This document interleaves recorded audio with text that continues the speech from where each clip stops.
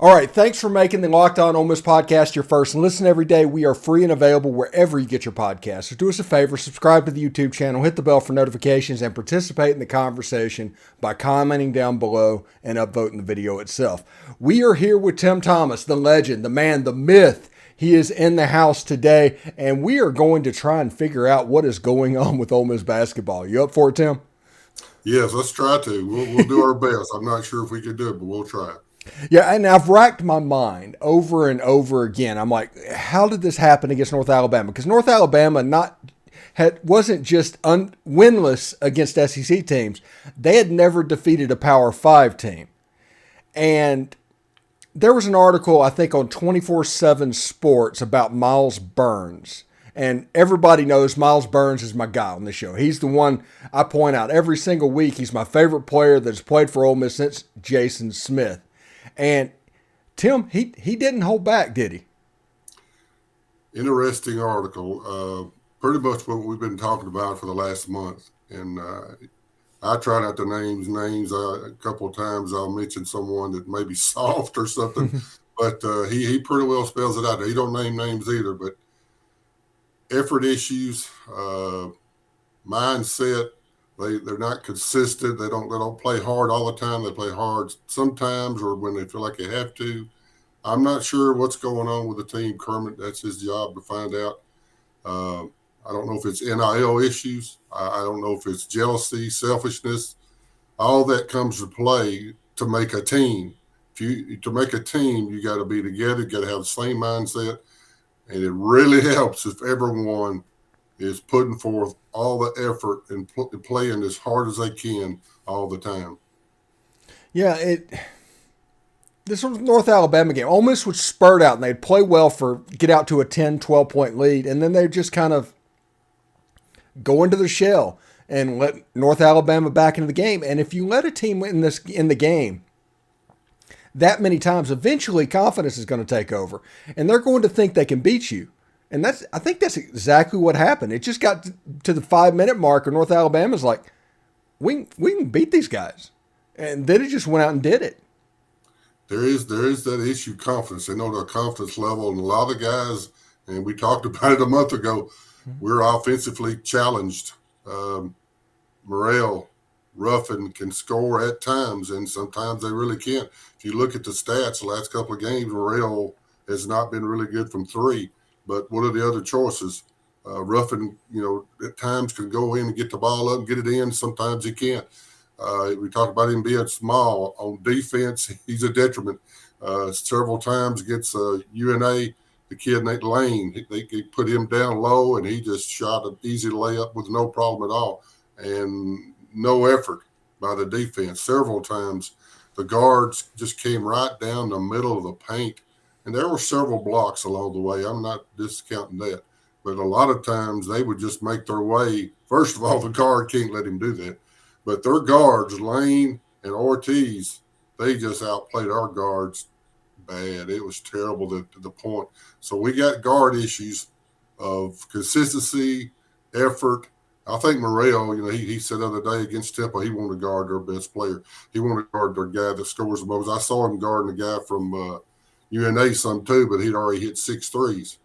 So how can you hit 6 threes and then all of a sudden you start guarding this guy? So there's an issue there. I'm not going into that. You just work on that one yourself. But there are issues among the team, the coaching staff getting the message to the team and them playing hard all the time. It's just not happening. Yeah, and Kermit Davis has said it, and Myles Burns said it in the 24/7 article. The two practices before the North Alabama game were amongst the worst practices of the season. And everybody, you practice how you play. That is a real thing. And why is this team thinking they were good enough to where they could overlook anybody? That's hard to say. I can't understand it. It's beyond my mental grasp. They're all pretty much 4 stars, I would say. I think Ruffin might have been a borderline 5-star. McDonald's All-American. But that's just on paper. That's just talk. You got to walk the talk. The old saying we always talk about. And they're not doing it. a lot of those guys, and I don't know which ones it is. I'm not going to name them either. Kind of like Myles, he didn't want to name them, but I can see it. I can watch it. I know the defensive, the way they got to guard. I understand they got to block out. I understand they got to make an effort. And some of those guys, I see it. Kermit sees it. I know he does. And I'm going to be as nice as I know how. And I don't want to hurt anybody's feelings. Sometimes on teams, and the word is cancer. I'm not referring and not making fun of cancer. It's a terrible disease. But sometimes on teams, there are players, a player or players that are cancers on this team. And I'm thinking there is. I'm not going to name. I know a couple of guys that are really not making it up. They got all kind of ability. Just like Myles said, this team actually has the talent and the makeup of winning the SEC West. I really believe that. We saw it at the tournament in Bahamas. We saw it on several games, how great they look and how they look so good. But when it comes down to consistent play or inconsistent play and effort, 100% of the time, it's not happening. He's putting people in off, and just everybody trying to play. He's playing 13 people a lot of the times. He's got to get the 6 to 8 probably, maybe 10, eight players realistically that he feels good about, and they're going to give all the effort, and they're going to do what he tells them to do. That's what he's got to get, in my opinion. Okay, so we talk about this whole problem and everything's going down. Well, our reward is in about a week, we have the Tennessee Volunteers against the Ole Miss Rebels. And talk about just jumping straight into a top 10 game into SEC play, coming off of what's going to be a quad 4 loss, which could be an NCAA tournament resume killer. When you needed 21 wins or 22 wins to get in, now you probably need 23 or 24. That's what that loss has done. How do you handle just a jump from quad 4 to just straight into the deep end with the Tennessee Volunteers? What's good about it is, as we just said, they have the talent to do it. They have the talent. They have the offense to do it. It's just not happening. Things are not messing. They're not coming together.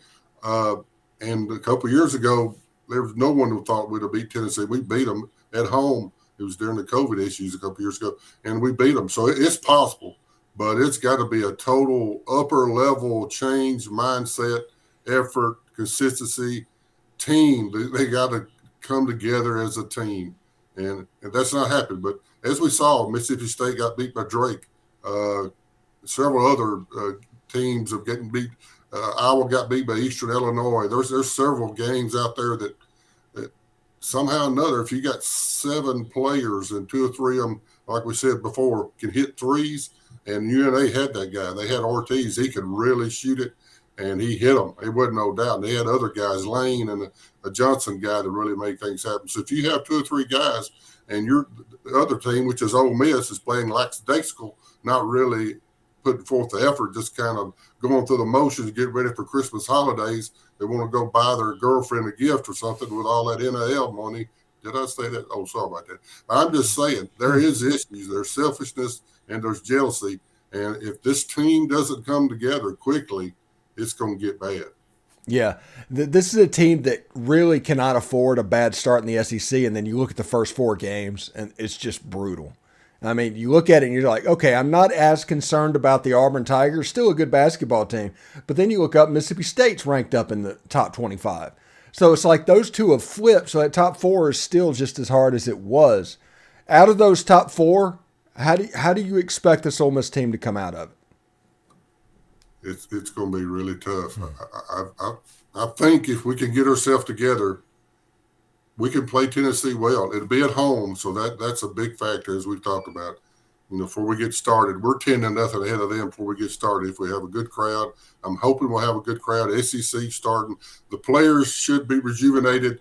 Went home for Christmas and they're back and they're ready to get going. And I know Kermit's going to be preaching team, and hopefully they will buy into this. Or they're going to get embarrassed, but I believe they will. I believe they'll buy into it. Hopefully they'll play Tennessee good at home. Away from home against Alabama, that's going to be a different ball game. I just don't feel good about that. It's hard to win away from home. And Alabama, if you watch them at all, they got several guys, a couple of freshman guys that or NAIA prospects next year. They won't be playing in the SEC. They'll be playing on the NBA. But anything can happen. They might take us lightly. So it's a mindset, effort, consistency, and playing together as a team if you're going to be successful in the SEC. Yeah. Anyway, thanks for making the Locked On Ole Miss podcast your first listen today. For your second listen today, check out Locked On Sports Today. From your games that matter the most to the biggest stories in sports, go beyond the scoreboard and behind the scenes with local experts and insights only Locked On can provide. It's Locked On Sports Today. It's available on this app, YouTube, and wherever you get your podcasts. I always appreciate the legend Tim Thomas coming in and dropping some wisdom on us on college basketball. And Tim, it's about to get real, isn't it? Yeah, I'm sorry I was a little blunt sometimes. It's irritating to me. It's frustrating, being a former player and seeing this happen. But it can be changed, It's not going to be, Mike Bianco, baseball team, they were bad. I don't see it happening to that degree, especially to win the national championship. But it can be turned around quickly if everybody buys into it. And hopefully Kermit can make this out. He's been doing this 40 years. So I'm going to give him credit, and I think we're going to do good against Tennessee. We'll see. Yeah, the one thing that this basketball team's more than anything else is confidence. Yes. That is the next step for this team to get anywhere close to their goals. They have to become a confident bunch. And to do that, they're going to need some success against Tennessee, against Alabama, in this very hard environment. So it's one of those things, I guess, steel creates steel, right? And that's the saying, steel makes steel. So we'll see how it goes. Yeah, I'm hopefully cautiously confident, but we'll see how it goes. If they have some good practices and Kermit's going to really get to them now, he's going to talk to them about this. He's going to read that same article by Myles, and Myles is telling like it is. So they got to have some leaders like Myles, like we talked about, Robert Allen, some of these guys that are really the team listens to as a whole. And if they listen to them, then they got to be able to get them going at the first of the game and keep them going all through the game. And it's just part of it. That's part of being a leader, being a captain of this team. And they do need several guys to pick this team up for it to be successful. Yeah, absolutely. Thank you, Tim. I will see you next week, and we'll be talking about the Tennessee Volunteers likely. All right. Thank you, Stephen. God bless. All right. Take care, man.